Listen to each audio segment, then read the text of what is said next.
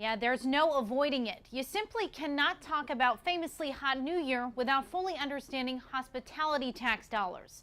The funds make up about half the annual celebration's budget. I love it. So I think it's fantastic. One of the big stars was there last year and I went. So it's fantastic. I try to get there when I can. Get the confetti flying, the drinks flowing, and the volume turned way up. Famously inebriated. Thousands fill Columbia's downtown each New Year's Eve, and it's partially thanks to the City of Columbia and Richland County's hospitality tax funds.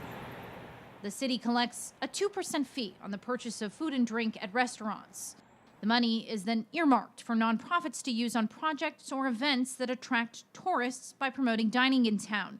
The only other requirement is that you're registered with the Secretary of State's office and partake in activities in Columbia. The competition for hospitality tax dollars has always been fierce. It will always be fierce. There are certain line item organizations that are affiliated with the city that get funding every year. And then anyone else who wants hospitality tax money fills out an application that looks like this. The application is considered by a committee of 11 council-appointed professionals. They make a recommendation to council, and without any exaggeration, 95% of their recommendations are approved by council.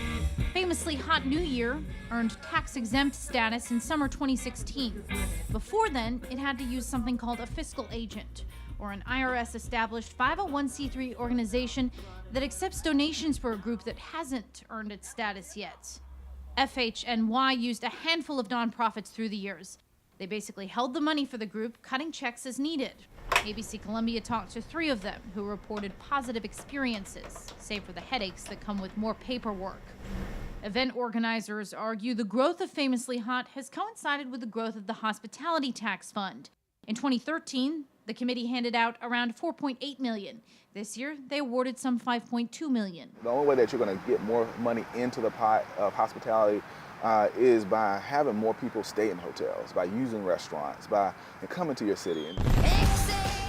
Famously Hot's budget now sits around $500,000, with about half of it coming from city and county hospitality tax money. And the celebration is not usually in the top 5 of biggest H-tax recipients, with Columbia Museum of Art, Historic Columbia, and Adventure getting a sizable chunk of the money for 2018. In our next installment, we'll show you how this taxpayer money is spent on the performers who grace the stage and who's showing up to watch. From the studio, Grace Doyle, ABC Columbia News.